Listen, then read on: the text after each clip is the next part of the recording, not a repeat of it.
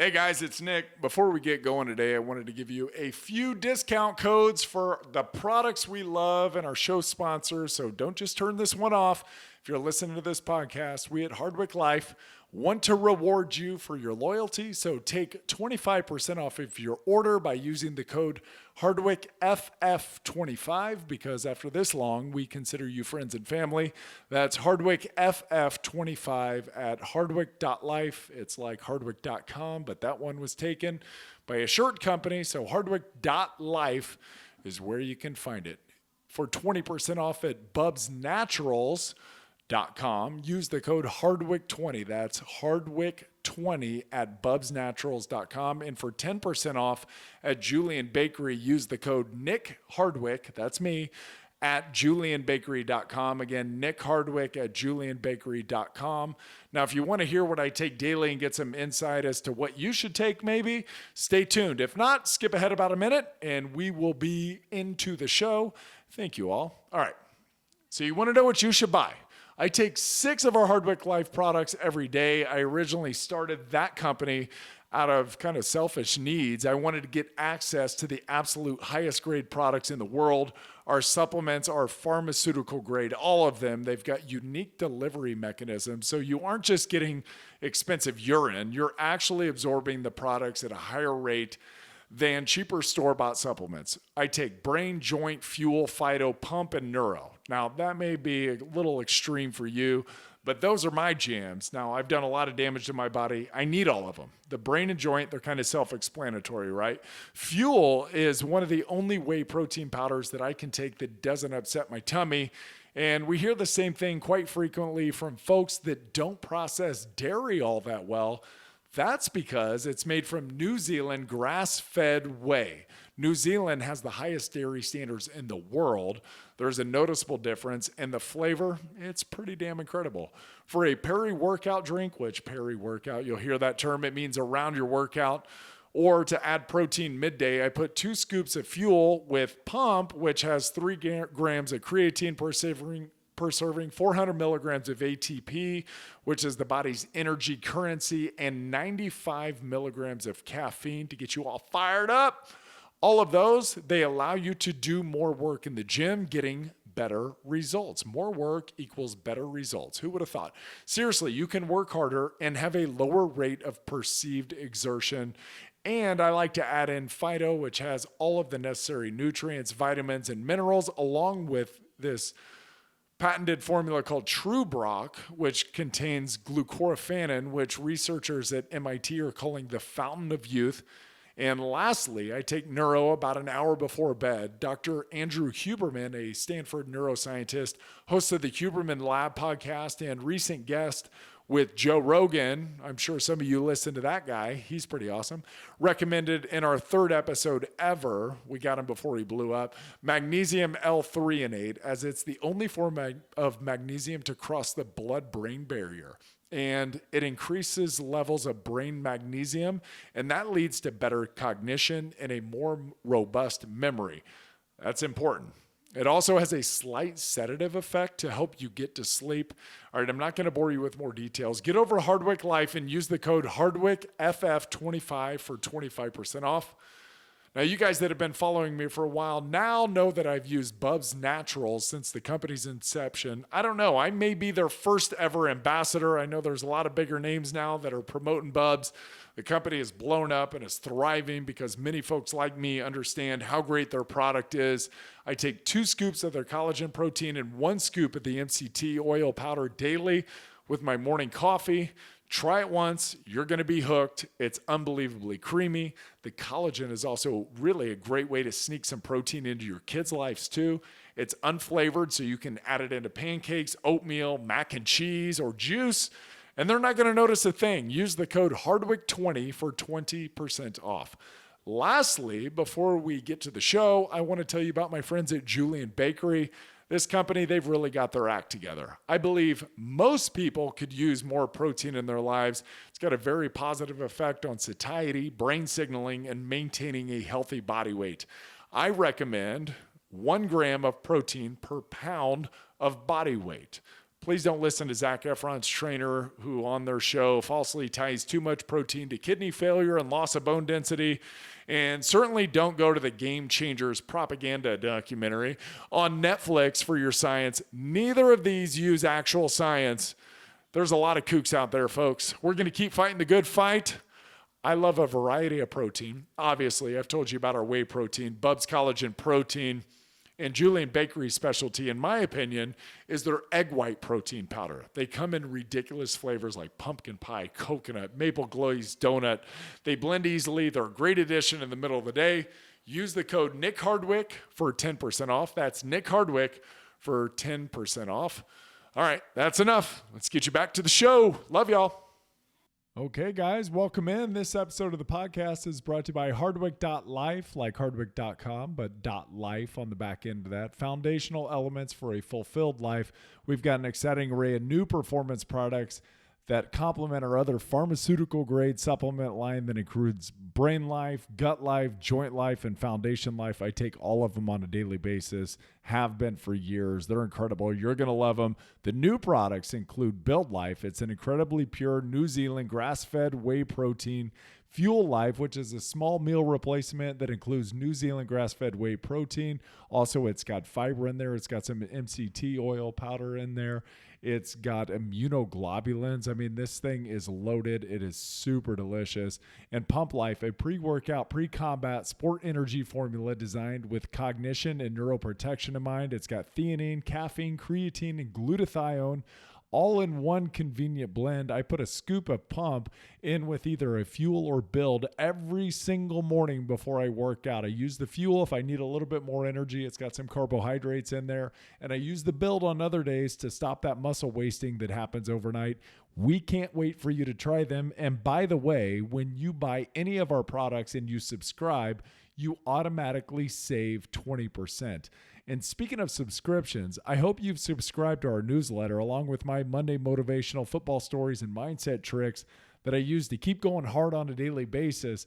Jamie's got some amazing recipes, family friendly, that they drop on Wednesdays. And our newest team member to Hardwick Life, Casey Thomas, he's a registered dietitian. He is dropping nutritional bombs every single Friday.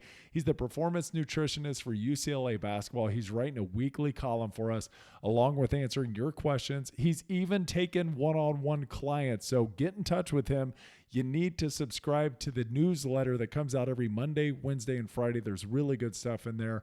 He's a great guy, Casey is, with an incredible background, includes clinical research, expert peer reviewer for scientific articles, and he's a published author.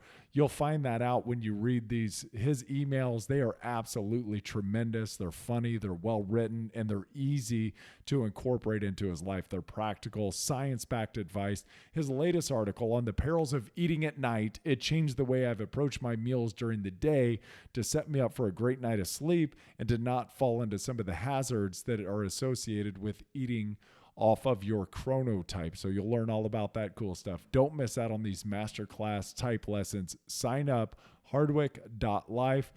And another thing, one thing I put into my body since the company was founded in 2017 is Bubs Naturals, collagen protein, and MCT oil powder. One way or another, I have used Bubs religiously, daily. So is Jamie. I swear by it. I know you're going to love it. Lots of our listeners and friends have taken me up on the recommendation. I continue to get pictures of them using Bubs in one way or another. So awesome. Keep those coming. Their collagen blends effortlessly. I actually think you can tell how high quality their product is by simply putting a scoop in your coffee and watching this super cool cascading effect of dissolution takes place. I don't know, maybe it's just me, but that is something fun for me to watch in the mornings. And their MCT oil powder, it's so daggone creamy, guys. It's hard to beat. In the powder version, it's convenient to take on the road. It's never messy like the actual oil itself. And no other collagen brand can claim to be 100% NSF certified. They donate 10% to charity. How many companies can claim that? All right, joining us today on the Finding Center podcast is Lenore Skenazy. Lenore is president of Let Grow. It's a nonprofit promoting childhood independence and resilience, and she's the founder of the Free Range Kids movement. She's a speaker, blogger, syndicated columnist, author, and reality show host. Lenore became a household name when, as a mother living in Queens, she made the controversial decision to let her then 9-year-old son take the New York City subway home alone from Bloomingdale's.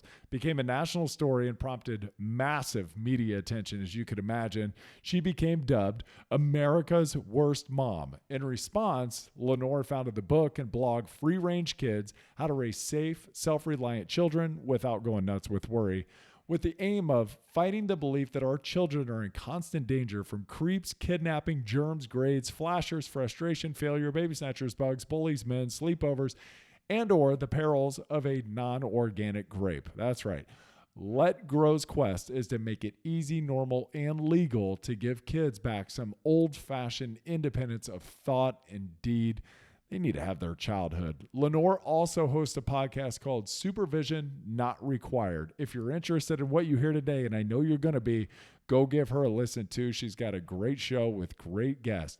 Let's welcome to the show, Lenore Skenazy. So I'll tell you who I am for anyone, which is probably most people who don't have a clue. So I'm Lenore Skenazy. I founded the Free Range Kids movement, and now I'm president of a nonprofit called Let Grow, not Let's Go, not Let Go, not Let It Grow, not Let Grow. I mean, it is Let Grow. Sorry, it is. It's Let Grow. New word, grow. Right. And my whole goal here is to promote childhood independence. And I think that it's sort of gradually sort of leaked out of childhood, and now it's almost AWOL. And I want to bring it back because it's not only the part of childhood that we mostly appreciate the most as we grow up, but it's really a critical thing for kids to have, to do some things on their own so that they grow, up proud and independent and capable and resourceful. And I think taking away the independence, as we've been doing for a couple of generations in the name of safety, isn't really safe at all. And you have a podcast, so don't forget to mention the podcast. Plug away. Thank you. Yes, please. Podcast is Supervision Not Required. But basically, if you go to letgrow.org, you'll find everything. And actually, if you Google America's Worst Mom, weirdly enough, you'll find me for page after page after Google page. So now I've thoroughly confused. Just go to Let Grow. Let Grow. Letgrow.org. .org, yeah. Okay, so you got pinned America's Worst Mom when you let your 9-year-old son at the time take the big bad New York subway home from Bloomingdale's by himself. Did you ever imagine that your life was going to turn into what it's become? This weird thing? No. And as a newspaper columnist by trade, that was probably my 1,000th column.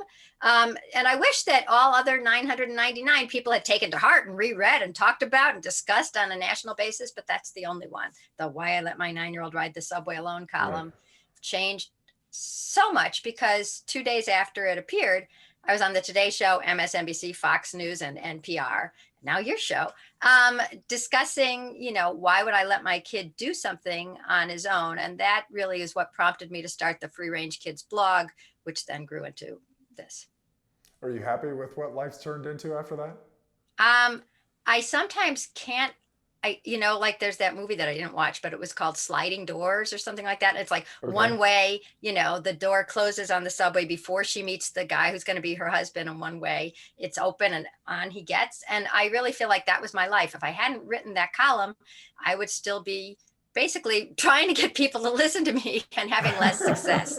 So I've been really happy with this. And one of the most fun things has been I was a daily newspaper reporter before this, right? I wrote for the Daily News and then the New York Sun. And so that meant a different story every day. And then suddenly, like Groundhog Day, not that my life is always like movies, but I got stuck on one story for the last 13 years. The 9-year-old is now 22. Yes. And it is, how did we get so afraid for our kids that we don't let them do anything that we loved doing and that we are grateful we got a chance to do?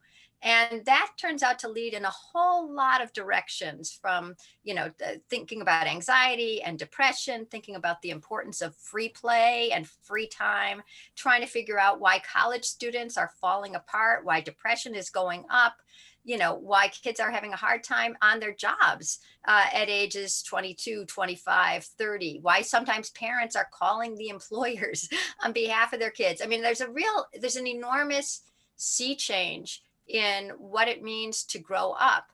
And I don't think I even realized how big a difference had happened until I started, delving into this. And I can tell you there are seventh graders I've met who haven't used a sharp knife, seventh graders who haven't walked the dog. Seventh Oh, graders are wow. 12 and 13 years old. And people don't seem to understand, like, this is not just parents being careful. This is a society telling parents that their kids cannot handle a single thing, Oh, and yeah. finally capitulating to this fear culture and saying, okay, I guess I'll do everything for them. And that has just enormous implications from childhood on up through democracy.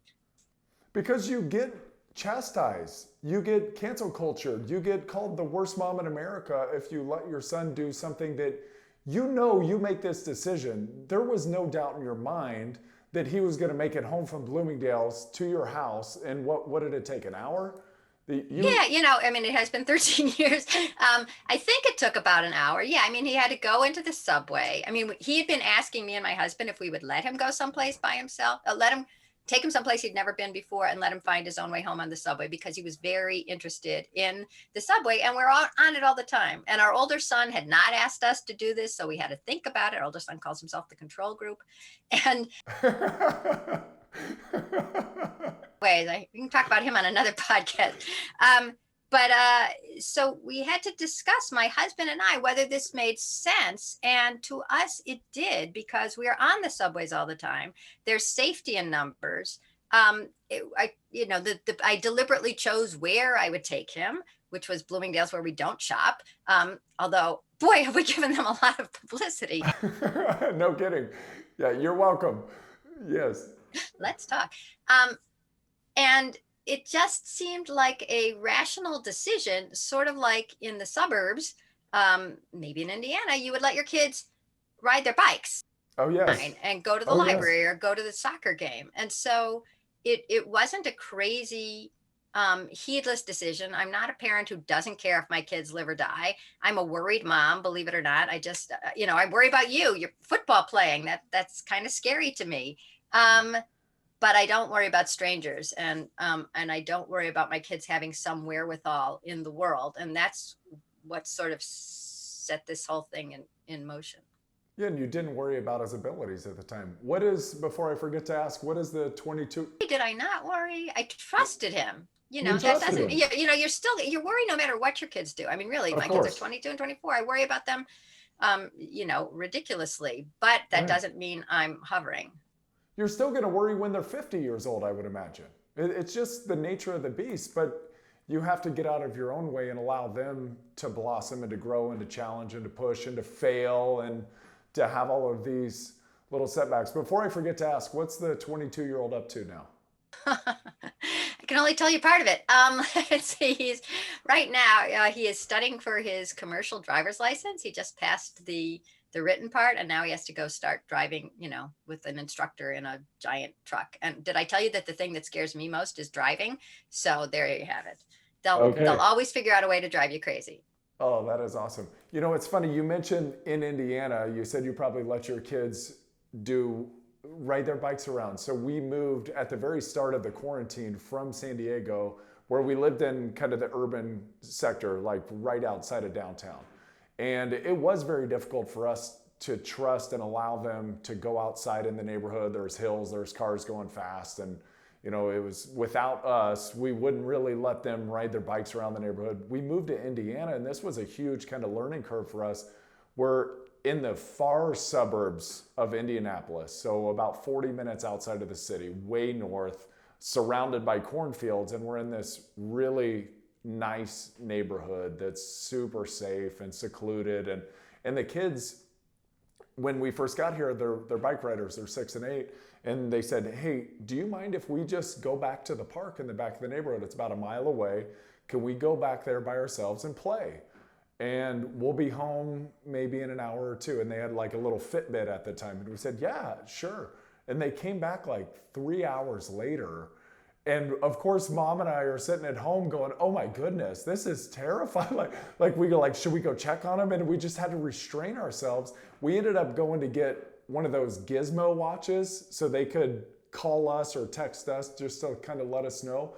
But that quickly became our reality. Is it felt like old school Americana, and they yeah, they still, and they say, yeah, ET, they come home from school and they go, can we go call on our friends? Absolutely. Can we call on our friends? And they just mean, can we go knock on their door? And we have these kids running around everywhere. But I'll tell you, like, there were parents when we first got here that when we were out riding bikes together, my boys were 100 yards in front of me, and one of them was 100 yards in front of me, one was about 100 yards back, and some lady stopped in her car and she's like, is everything okay? And I was like, what do you mean, is everything okay? I was like, one of the kidnappings is going super well, but the other one is lagging behind. But we do have two all of a sudden. This is great. I laughed, and then part of me is like, I got mad. I'm like, you're commenting on my parenting. Like, I trust that my 8-year-old can ride up this hill by himself in our neighborhood, mind you, and everything's gonna be okay. But she stopped and just was so worried. But that's not the general consensus here. I guess, how did we get here? How did we go from a nation founded on people who got on boats that we're rickety, we wouldn't deem them seaworthy now. They came in, yeah. And here they are, and everything's fine, and now all of a sudden we're just in our kids' way, and we just can't let them go, and it's unbearable. So I'll tell you, I wrote a book, I wrote Free Range Kids, and in there I identified like 4 reasons, and I'll go through them quickly, but I do want to chew on 2 or 3 more that are newer and more interesting to me. Sure, yeah. But I'd say the basics are obviously one of the things that is scaring us to death is the media, because obviously the more eyeballs that any station or story gets, the more money they make, because they're delivering more people to the advertisers. Yeah. And so, when I was growing up, there wasn't that much media. Then along came cable, then along came the internet. And there's such competition. I mean, there's worldwide competition at this point for our attention. And obviously the stories that are the most salient or the most clickbaity are the ones that do the best. And there's no story that has ever done better than the story of a white middle class or upper middle class child in America kidnapped by a stranger. And so that's what you see. And if it's been 10 years since that happened, it'll be 10 years since Maddie McCann, or 10 years since, Eitan. Actually, Eitan Pates was kidnapped in the 70s. And that became a story that people would repeat to me. A kidnapping in New York from 1979, when I let my kid ride the subway in 2000 and whatever, as if, why wasn't I thinking about that? So not only did the media bring us all these terrible stories from as far away as it could find, but it has encouraged us at the end of those stories. It's like, so parents, remember, always beware of where your kid is. And we were sort of exhorted to think of kidnapping as almost the natural consequence of letting our kids go. I don't know if you remember the milk carton kids. Do you remember there was pictures on the sides of the milk cartons? And that's when a lot of today's parents were growing up. And so they'd be eating their Rice Krispies and looking at the picture of a kid that says, have you seen me? And it's like, no, but that could be me. And what I really hated about that entire ad campaign, which it was that in the vast majority of those cases, the kid was not kidnapped by a stranger, even though that's exactly where your mind was supposed to go. Mm-hmm. They were a runaway, or they were taken by a parent in a divorce case with a custody dispute. But when you grow up seeing all those, have you seen me? No, no, no, no, no. You start feeling like it's almost inevitable that your kids are going to be kidnapped if you're not watching them all the time. And then that gradually sort of accreted into reality. I mean, not into reality, but into the whole culture believing that. And then we have a litigious culture. And so you start thinking like a lawyer, could this hurt them? Could that hurt them? Would I be sued?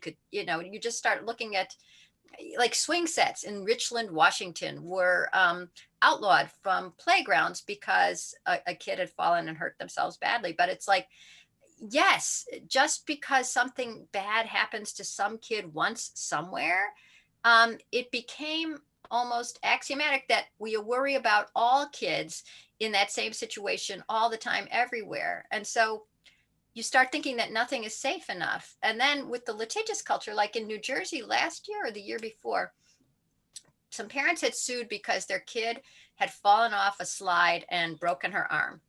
And it's sad and I'm sorry that happened. Right. But it doesn't mean that slides are automatically lethal, or these Yes. dangerous things we should get rid of all of a sudden.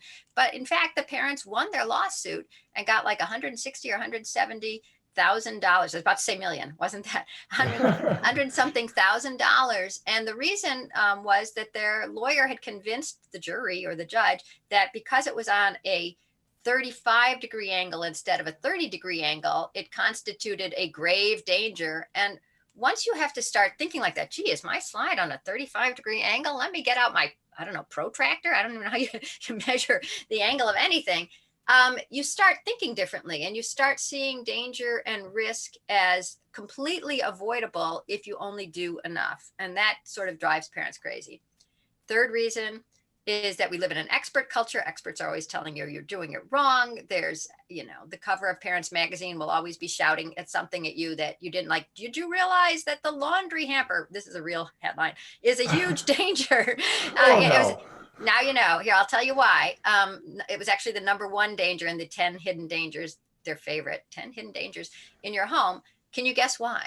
This isn't the laundry hamper that you could actually climb in from the second story and get stuck in as it went down to the basement, because my brother got stuck in one of those and we pushed him out. He's fine. He made it. But that was how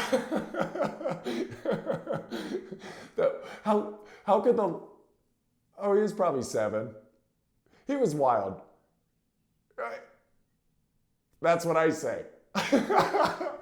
Sorry, Matt, if you're out there listening. Yeah, we were over at my cousin's house, and they had this really cool in the closet, like in their den, it went down to the laundry room, and we thought it was super awesome. And he was just looking down there going, I can make it. Yeah, I mean, it wasn't anything where, no, he got out, he climbed out feet first, and then he ended up just working his, Charles Bronson. Yeah, Charles Bronson, just come through the top. When Charles does it, he does it with a rope instead of, yeah. No, that's not the laundry hamper. That's actually a laundry chute. So they weren't say they, Oh, that is the now chute. you've given them a whole, that's a whole. So I'm trying to think of like pitfalls of the laundry hamper. I can't think of any. Well, that's why you're not writing for Parents Magazine, really. No job. What a lucrative career that would be as a freelance writer. I speak as one. So laundry hampers, some of them they sort of look like those things. If you put it on the side, you can go through like a little tunnel for kids. Yes. They have some kind of tension wire in them, and they're fabric around a wire that goes like that. Oh yeah. And Yep. so the problem, according to this article, is that the wire, if the wire could come loose, and what would happen then? It would scrape your child's cornea, like that. And I was thinking, like, yes, because kids are always standing by the hamper for hours on end, waiting for something to happen, because hampers are so fun. That's all they can do is stand by the hamper. This is going to be fun.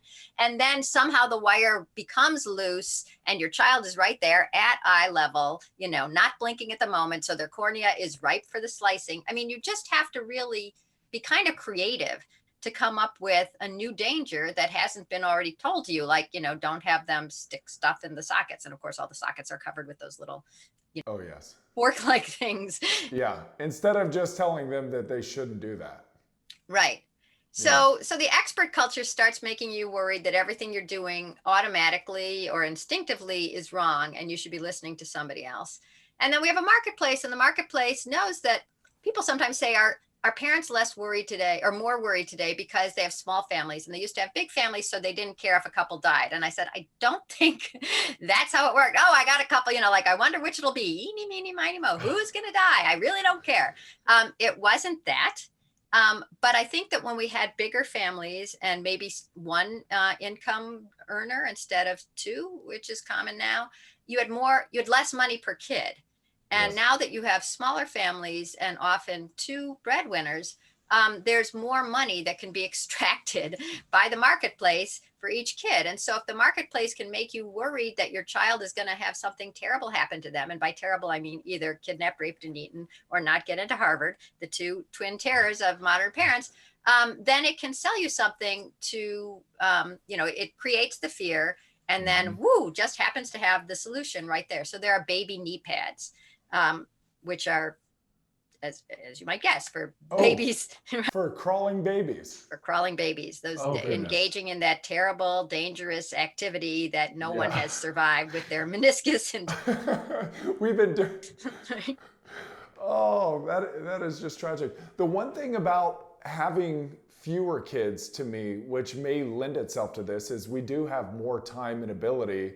As you hear parents say all the time, well, it goes from man defense to zone defense when you go from 2 to 3 if you've got 2 parents in the house. And I do know parents who have, that's how, it's me. Yeah, exactly.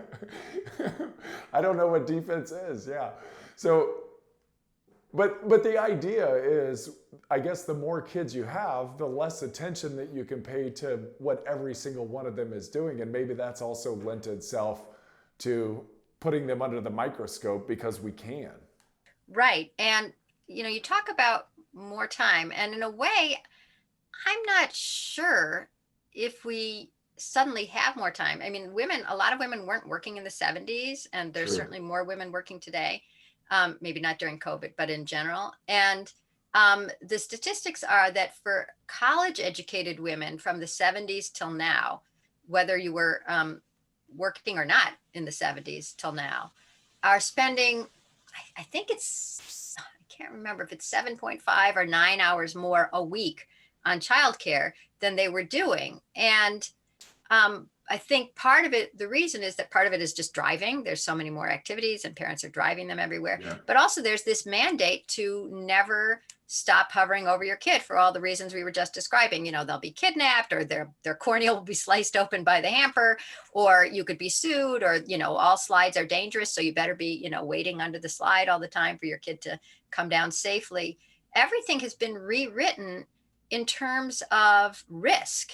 And there's never, the better safe than sorry idea implies that, like, they're either safe, super safe because you're right there, or sorry, they're gone. You'll never see them again. And there's no idea that, like, well, maybe there's something safe about learning how to, not to slide down the slide wrong, or maybe to, look where you're crossing the street. Maybe there's something good and more safe about becoming self-sufficient. But that's never part of the equation. The equation is only like, look, something bad would happen if you're not there, could happen if you're not there. So be there.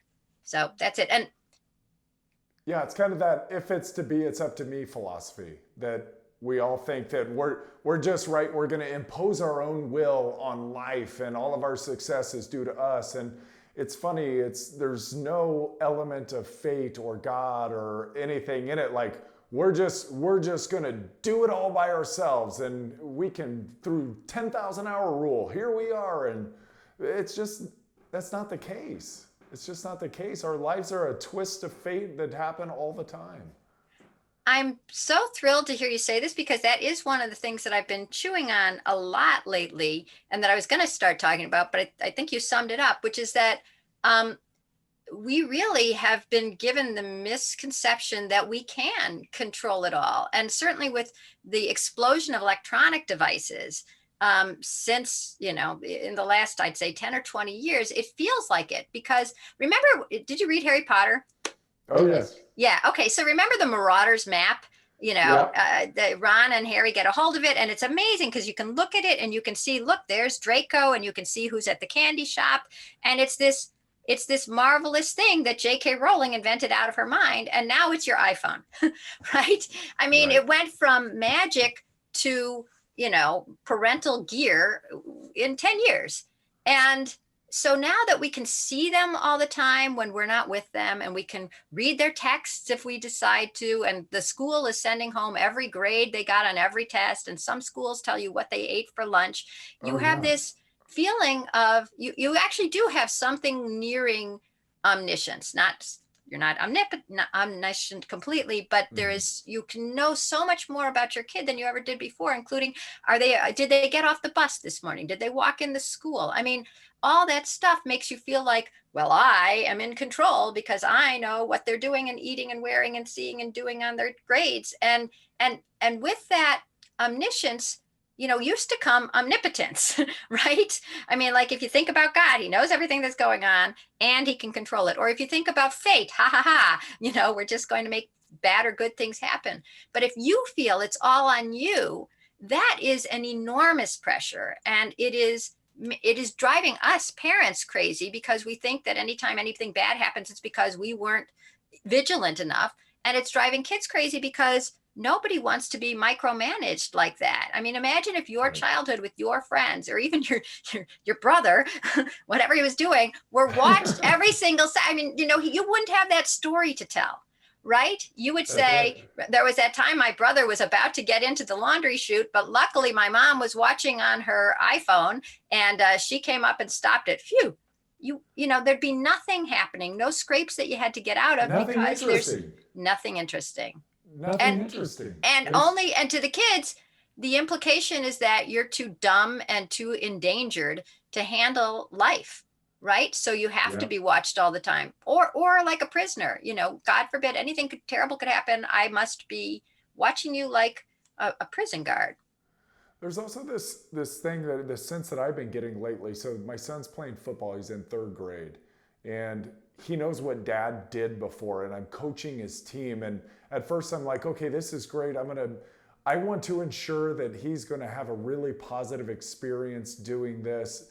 And as we're working towards the end of the season now, I'm so ready for it to be over because I don't like standing over him and knowing everything he's doing wrong and him looking at me and looking for corrections every time. And it's just I feel like it's created this awful space between us, and there's so much pressure and he feels anxiety. And I've tried my best to just stay as hands off with him as I possibly can while helping him navigate some tricky situations. But it just feels, I don't know if I'll coach him again after this season. And I know a lot of parents like doing that and being involved and all that. But for me, I'm like, I think I'm robbing him in some strange way of the joy that he could be having naturally on his own, and giving him some type of anxiety and pressure about something that could otherwise be very fun for him. Do you find, and that's just like an example, but do you find parents that are hovering, that are always there, are creating anxiety for kids? I mean, I know kids that at 10 years old are on anti-anxiety medicine or antidepressants, and that's tragic to me. You're hitting on a lot of things that I think about and have observed. But first of all, absolve yourself, because a coach does have to hover. So, That's true, yes. That's your job, is to show, like, coach, am I doing this right? No, your hand has to be here, or whatever. So it's not like you're this crazy helicopter parent driving your kid nuts. Gotcha. But I'm going to. Well, thank you for that. No, I mean, what can you do? Yeah, You're the coach, and your son it's like, it's like I never wanted my mom along on field trips when I was a kid, because suddenly she would see who I was at school, which wasn't the same person as at home. So it's always embarrassing and a little weird and tense to have your parent around when you're with your peers. Simple as that. That's and then, true, yes. And then That's the a added good pressure, you're an NFL guy, I mean, like, most people don't make it to the NFL, where, 3rd grade football players. And so there's that weird gap, but that's who you are, Yes, that's so right. that being said, you could certainly take a break, and if you miss it, then you go back and shove aside whoever the other coach is, because you're the NFL guy in 5th grade. So I wouldn't worry about like losing your place, and see if it feels better. That's one thing. But when you were in 3rd grade, were you in a football league or whatever this thing? I was in a football league. Yeah, 3rd grade. But I loved sports always as a kid. I was in baseball, I was in soccer, I was in football, I was in basketball, I wrestled. I was on the swim. Every season that there was something to do, I was in at least one. We played hockey as kids all the way up till 10. So everything you could do, I did do. But I loved it, and I asked for it. And I would ask my dad to drive me to everything. And so he was happy to get my energy out. It was just... He was spending the extra 9 hours a week that the moms are right behind the wheel. Right. So did you play when you weren't at a practice or an adult run thing? Like, did you ever I just go did. off with a ball? All the time. All the time. Yeah. So if I wasn't at practice, I was shooting baskets in my driveway, or I would throw a baseball against a brick wall, or my brother and I would go outside and play one-on-one tackle football. It was always something. I was never inside. Even when it was snowing outside, I was always outside. Mm-hmm. And were there other kids besides your brother to play with? Like, could you ever organize a baseball game? We had neighborhood kids. We tackled each other all the time. We had kickball. We played baseball. I lived on a court. Yeah, kickball. Yeah, so we lived in a neighborhood a lot like the one we live now, and there was kids everywhere. So we could just knock on doors and go say hi. And hey, can Joel come out and play? Exactly right. That's exactly right. And they always could. Yeah. That's so great. So the thing that bums me out about today, and one of the things that Let Grow is working on, is that, you know, free play time when it was you organizing, you know, let's play kickball. No, that's too far. Let's make let's make third base here. No, that's stupid. I'm going to fall in the hole or whatever, Yes. the longer hamper. That has disappeared.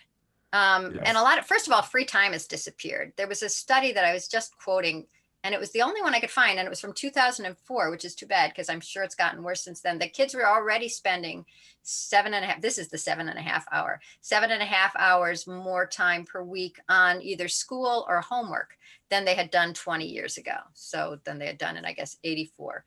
And that's not to mention all the time that is taken up by driving to activities and being in adult-led activities. And I've got nothing against adult-led activities so long as there is ample time for non-adult-led activities and time when, you know, you might be just practicing, your free throws, and I might be writing poems, but there's just whatever you're interested in, you find it and you do it for its own sake. And it's not for the trophy, and it's not for a grade, and it's not for your parents, and it's not for a teacher. It's because it's something that you found that delights you and that fulfills you. And when you have that kind of time, then it's not your son or any other kid looking up saying, am I doing it right? It's like, hey, look at this, or have you tried this, or this is boring, let's do it only with our left hand. And all that kind of free play and getting along with other kids and making things happen and voting to change the rules is the basis of a lot of social emotional skills like creativity and communication and compromise, but also democracy, because you're voting to see, like, it's not the dictator, the coach saying, okay, these are the teams and you're bringing the snack, and I'm killing you, mom, if she brings donuts instead of organic strawberries. No sugar. No sugar. Yeah. Life be like with no sugar. No kidding. Yeah, no thanks. So anyway, so free play, I would say, like, your kids can be in any kind of organized activity. Sounds like you desperately wanted to be on, the teams or whatever, but just, sometimes it seems like they just are taking over a lot more of kids' time than they used to do. I mean, it feels like there's practices now. I was just interviewing a girls track coach who ended up getting out of the field because it was the parents were driving her crazy is what it mostly was. And the rules. I mean, she had to drive behind the kids as they jogged through the town, because the rule was that you always had to have a defibrillator within 1 minute of a child. And so, it's like, maybe that sounded good to like the city council when they passed it, but they didn't think like, not everybody's playing a game at the court. Maybe they are driving, going through town. Anyways, so when kids have free time, they are going to come up with creative, weird plays that you wouldn't have thought of. They're going to come up with new techniques that are going to serve them well when they're not doing, when the game doesn't go exactly as planned. They're going to make some friendships that are very intense because they fought and then decided, what the rules were going to be. And afterwards they were good buddies. These are the things that can't happen when there are adults there organizing, separating the kids, solving the spats. And so one of the things that Let Grow, one of the main tenets of Let Grow, is to please give kids some time for free, unstructured, unsupervised play. And whether that play is them writing in their rooms or them, wrestling outside just for fun, or, something really dumb like Mumbly Peg. Don't play Mumbly Peg, but, just you have to give kids the trust that they will screw up, be frustrated, be annoyed, have a fight, and be okay. Yes. Because if they don't go through any of that, then you were talking about anxiety before. And if everything is like taboo or too scary or you can't handle it or let me handle that, honey, I'd be anxious too, because I would think that the world is very scary and dangerous and nobody can handle it except mom or dad. That's not fair to the kid. Yeah. I think it's just a brilliant point thinking about free time, because I'm thinking about my own childhood and then my career. And then here's where a lot of former athletes really struggle, is in the transition after the career. And in the transition after the career, it does require creativity, and it does require finding new interest and knowing what you like. Being a kid that was always involved in an organized sport, or always going to some additional coaching or one-on-one session or whatever it was, when sport was removed from my life, I didn't know what I liked. I didn't know what I was passionate about. I had no sense of, outside of sports and outside of lifting weights, I didn't know what to do. And I think a lot of other athletes struggle transitioning because they really honestly, without the sport, don't know who they are. And there's no identity there. And also, as you're talking about it, I'm thinking about my child too, who, when he's with other kids and when he's just playing, how much joy he has and how he can express that. And it does lend me to think, we're taking a season off. We're going to take, you can get in an organized sport, but maybe after that we can just completely drop an organized sport and just have free time and just play and go call on the buddies in the back of the neighborhood who are available and who aren't driving around from sport to sport. And because I find there's so much freedom in that, and I would imagine in their world a lot of happiness. It's most people's happiness when they Yes. think back on, when they think back, and sometimes when I give a lecture, I say like, okay, think back on what you really loved to do as a child. And they do. And sometimes I ask that you don't let your own kids do. And that's a whole big discussion. But sometimes I just ask, all right, think about, what you loved doing as a kid. Okay. And people remember. And I say, okay, raise your hand if your mom was with you. Not a lot of hands. Nope. Because really the joy of childhood, the joy of us is doing stuff that we love. There was something I wanted to say when you were talking about, the joy on your kid's face. Peter Gray is a person I work with that I think you should interview. You'll love him. Oh, perfect. He's Thank Dr. you. Peter Gray. He's a professor of psychology emeritus at Boston College. He wrote the big, thick psychology textbook that they use in colleges across America. But he also wrote a book called Free to Learn. And a lot of his decades he's been spending on studying what it means, how important free play is. And he's a delightful guy too. He's like a sparkly guy. And he's always been very athletic himself. And he says that a lot of after school activities, and I'm not just talking about sports, are school that just is not called school. We call it play, but there's an adult who's leading the activities and judging how you're doing and giving you, not a grade, but, your feedback or whatever. And, some of us didn't love going to school. And imagine just like always having an adult, always judging you, comparing you to other kids exactly your age. One of the things Peter really pushes for is mixed age play. Oh, Because cool, yes. when there's kids playing together of different ages, it's a completely different ball game because, you can have you're not going to throw the ball as hard to the 6-year-old if you're 12 as you'll throw to another 12-year-old, right? So you're learning actually almost unconsciously a little bit of empathy and a little bit of leadership, because you're not being an asshole, right? And meantime, the 6-year-old who might with another 6-year-old, or 6 is too old, or let's say a 4-year-old playing with another 4-year-old, I want to be the daddy. I want to be the daddy. And then there's a lot of crying or there's tantrum. You're not going to do that when you're around the very cool 8-year-olds. if the people like the giants in third grade who you want to be like. And so you start holding yourself together for a bunch of reasons. One is you just don't want to be embarrassed, but really what you want to do is keep the play going. And what Peter has pointed out is like in an example that he uses sometimes, which is why I'm glad. One time we were both lecturing at a conference and I was like, oh my God, all my examples are from his book. And he's sitting there. What am I going to say? He's going to know I steal all his material. But here's one of his examples, which is that two girls playing in kindergarten, and one of them they both want to be the mom, but one of them agrees to be the baby, which is a drag. So already you're getting a little bit of self-control, like, okay, I'll do that so that we can change later. But then the mom, bangs her hand, and is she going to cry like a baby, or is she going to hold herself together to keep the play going?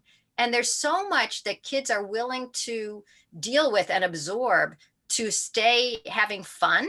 Fun is such a high that they automatically start shifting their behavior. Even bullies end up acting less horrible because they don't want nobody to play with them. I mean, so when you take free play out of kids' lives and replace it with I'm making the teams, and like the bully and the jerk are all have to play, they're not getting any of this feedback that you get in play. Like, you're so bored, like maybe you're bored of this anecdote. I should be watching you and seeing, like, should I shush already, because otherwise he's not going to play with me.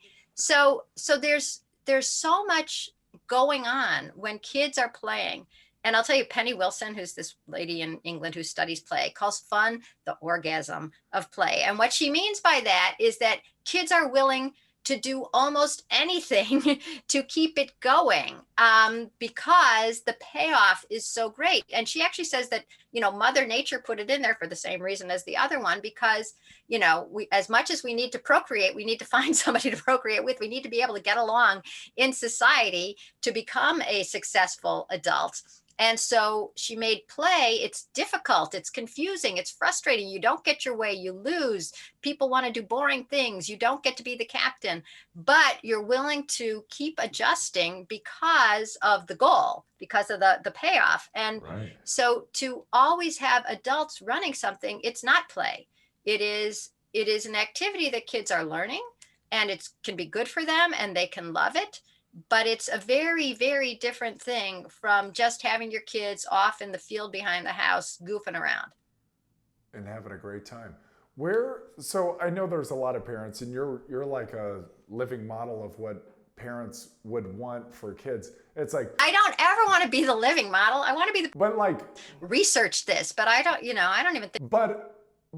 But your life, right? So you go to Yale, you go to Columbia, and a lot of parents are like aspiring to do that. And I think that's part of, and you talked about one of the great pillars of what we're striving for is like, if my kid doesn't get into Harvard, we're not a success. Didn't get into Harvard, by the way. That was like the worst thing in my life. I went to Yale reluctantly. Now it can be told. But we're probably, I would imagine, by this hovering lawnmower, helicopter, whatever you want to call it, parenting, snowplower, whatever it is, like, get out of the way, my kid's going to Harvard. We're probably, and I know David Epstein is one of your podcast guests. I say, have you done David Epstein on your show? I did. Oh, weird. Here, 1 second. I'm fixing mine. Yeah, David was one of the first guests that we had, and he is just so wonderful. And isn't he just so fascinating in the science that goes into it? And for people out there, go check out mine and check out Lenore's, and it's just fascinating it's a book that I have on my shelf. It's one of my top 5 all times. For me, it just answers a lot of questions and gives great guidance. And I think what it also allows is just the ability to not have a perfectly roadmap plan to where you're going in life. It doesn't work. There's the old expression, man plans, God laughs.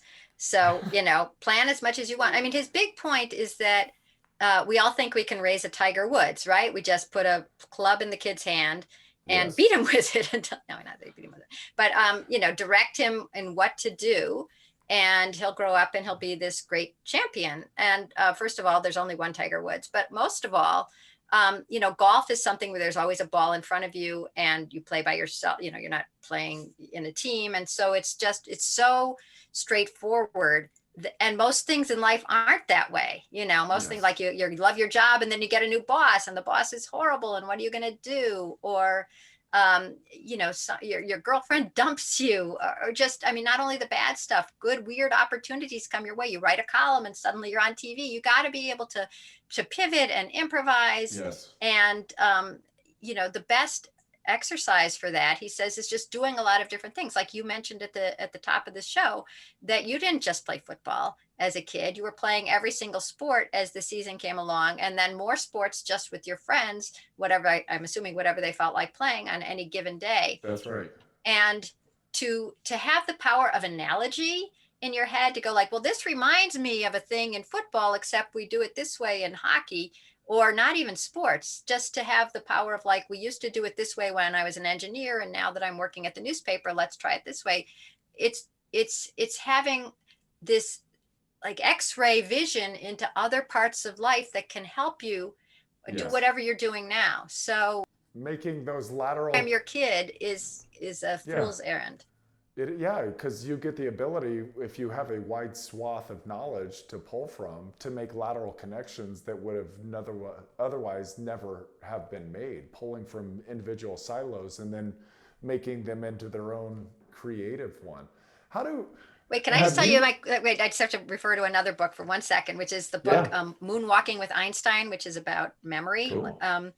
And the thing that he points out, that you were just pointing out with your talking about analogies, is that the word inventory has the word invent in it, because originally when this word came about, and it was before, I think possibly before writing, you had to have all these ideas. You had to have a big inventory in your head of ideas and experiences before you could start tumbling them around and inventing something. So you need the inventory to invent, and that's all. I thought that was cool. Oh, that's beautiful. I'm sure you have your own particular parenting hangups, or have when the kids were younger, that you had to get over and probably do. But I bet this whole process challenged you too, to think about the things that you were maybe restricting your kids from. Yeah, no, I mean, like, we had to throw the kid right back on the subway. It's like, oh my God, everybody's watching. You have to take the subway, Izzy. Why, Mom? Just get on it. Can you pick me up? No. Right. So I'll tell you, like, but as I said, the subways don't scare me. New York City doesn't scare me. People don't scare me. Cars scare me. And I told you that my son is learning how to truck drive. I mean, I'll never get over that. What can I do? It's something that worries me. Am I going to say, honey, you're 22, you can't drive a truck? Can't say that. What were the steps for you in getting over those little hurdles? Or do you just deal with it? And how did you process it all? And I guess, where could other people that are maybe a little too involved, how can they start to take steps back? Right. First of all, I just want to clarify the idea that people think I'm the anti-helicopter mom. And of course, I'm part helicopter on my own mom's side. But so I'm not against helicopter parenting. I'm against a culture that has made it seem normal to worry all the time about your child living or dying when they're doing the simplest things. And, I once was in a 5th grade classroom in a suburb.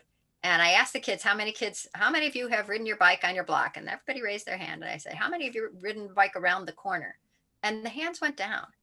And so I don't think that it was because each individual parent was a harping helicopter snowplow jerk.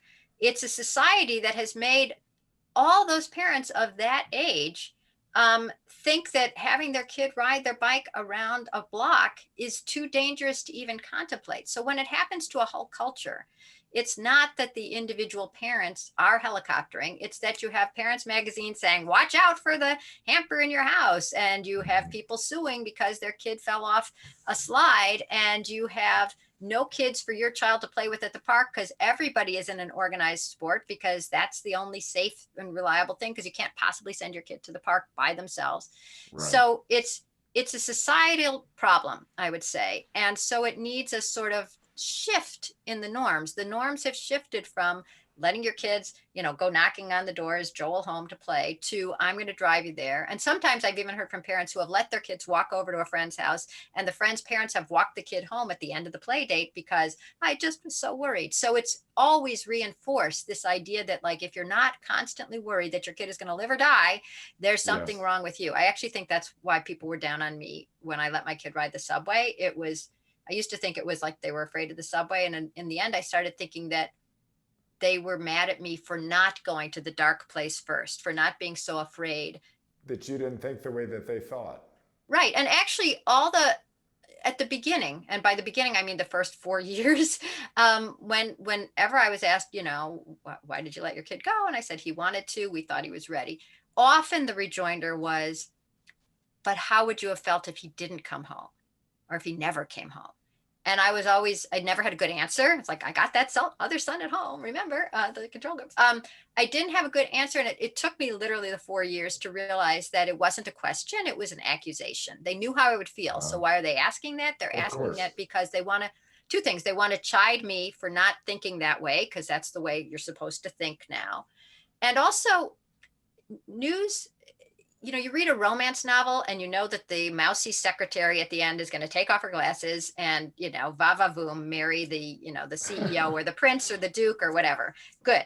And if you read a mystery, Miss Marple is going to figure it out at the end. It's not like, well, I guess we'll never solve that one. Too bad, And similarly, the news has a particular story that it knows sells. And we were talking about this at the beginning, a child kidnapped by a stranger. My kid wasn't kidnapped by a stranger, so they had to twist it into, but what if he had been? So it gets back into the box of us thinking about, well, you should never let your kid go because even though he didn't die, what if he had? So that's what I want to say, first of all, is that parents, I empathize with you. I'm one with you, and I don't blame anybody for being scared in a society that has decided to think of all children as in danger all the time, doing all the things that we did as kids.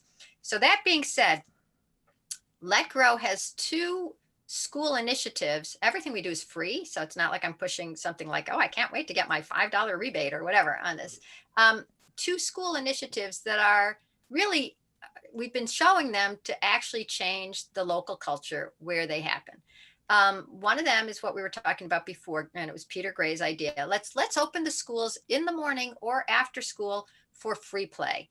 Whether you're in a safe neighborhood or a dangerous neighborhood, there's some place that is safe, which is school. Yes. And you have an adult there in case, like with the EpiPen, and a tourniquet in case of something terrible, but they don't organize the games. They don't solve the spats. They're just there in case of an emergency, like a lifeguard at the pool. And then you put out a lot of junk for them to play with and stuff. Like, so there's balls and there's jump ropes, but there's also old suitcases, there's cardboard boxes. And so they come up with something to do. And it is as close as you're going to come to the free play of your childhood or mine that you can get, that parents will accept, because it's a particular place and there's an adult there. But otherwise the kids do what they want. And all the social emotional stuff that we were talking about before, of learning, like, will you play with me? No, you always hog the scissors or whatever. All that stuff, not in a ball game with the scissors. I was thinking of the right. Don't run with scissors. Right. Don't do that. Anyways, but all those interactions then occur, and it's like, this is a castle. No, it's not a castle. It's a fort. Okay, well, I'm going to be the king. No, I'm going to be the king. All that stuff happens, and it's great for kids, and it's almost free in that all you have to do is have some junk and, a couple of adults or an adult watching. And so that's one thing. We call it the Let Grow Play Club. And we have an explanation of how to start one, and a little pledge that parents can sign saying, I know my child is not going to be happy every single day and every single second, and that's okay by me. And kids saying that I won't leave the premises without asking, and I will solve my own arguments with my friends. And they sign these things, and then you have free play back in kids' lives. So that's one of our initiatives, school initiatives. And we also have, you can also do it in your neighborhood and create a Let Grow Play Club in your neighborhood.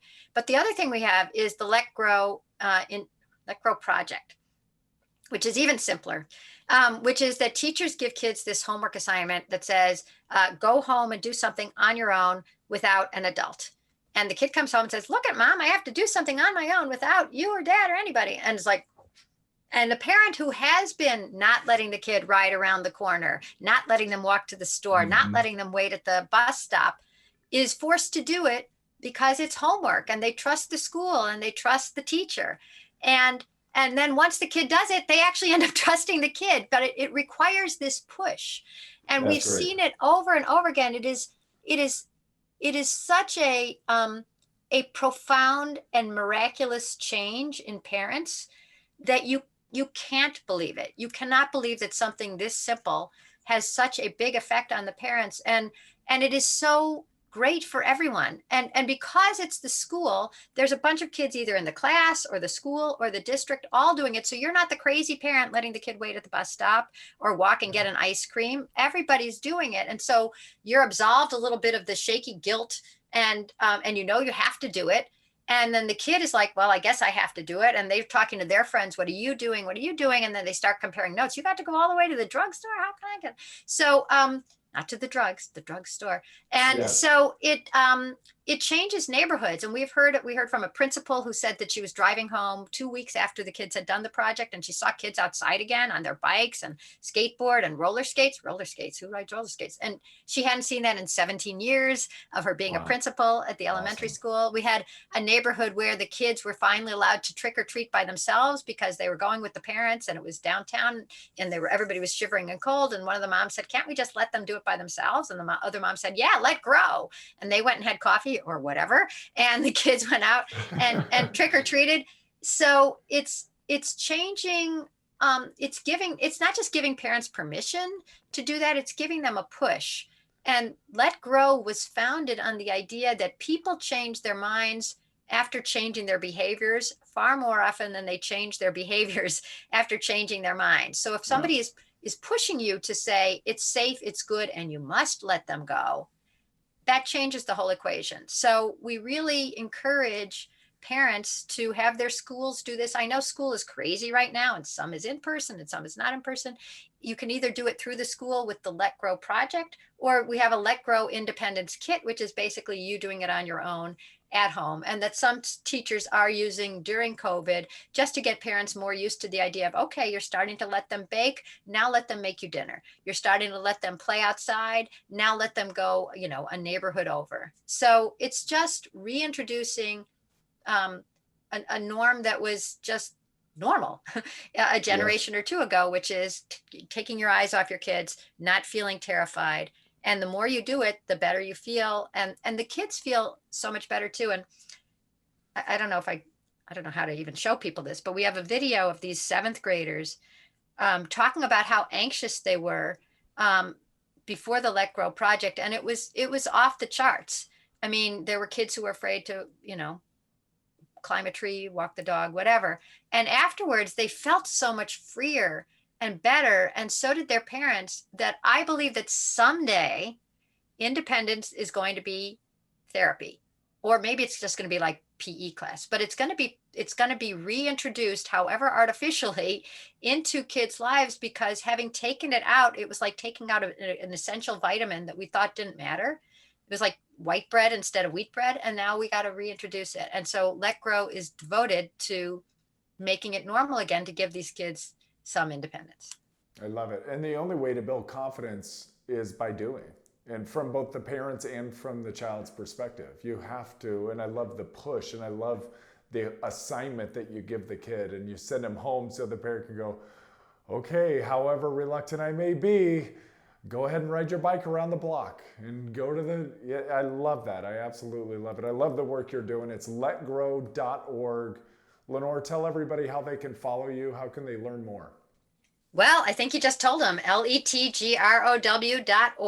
is our website. And we have a Facebook page, Let Grow. We have one that's called also No More Helicopter Parents, which I know I just said I don't get down on helicopter parents. We did it for search engine reasons. And that's where people can, just say like, oh, I can't get my 7-year-old off the couch. I'd love her to be playing outside, but I can't get her to go. Or questions like you had, should I be coaching or should I stand back? I mean, it's where a dialogue goes on. And then Perfect. I'm very active on Twitter, which I would say people should avoid Twitter. I know. That's a horrible place. Twitter's a horrible place. It used to be so fun. It was so fun. And actually, people are still very funny, but you just sort of have to skip over anything that looks political because it gets to be so rancorous. Oh man, is it just the worst? I thought the sports world was bad. Oh goodness gracious, the political world is, whew, it's too much. It's too much. Lenore, I learned so much. I'm going to take a lot from this, incorporate it into my own life. I know our listeners are going to as well. And thank you for the great advice you gave me personally. So, well, thank you for elevating. People wonder, like, how is Izzy, the 9-year-old? He was so excited that I was going to be on with you, and oh my God, he's like, oh my God, he's at the Chargers. Oh my God, look at this. So, thanks for the prestige you've given me. Appreciate it. Right on. Give you a little clout in your own house. Exactly. Could use it. Awesome. Well, thank you, Lenore. Keep it up. Thanks, Nick. Okay. Bye-bye. Bye.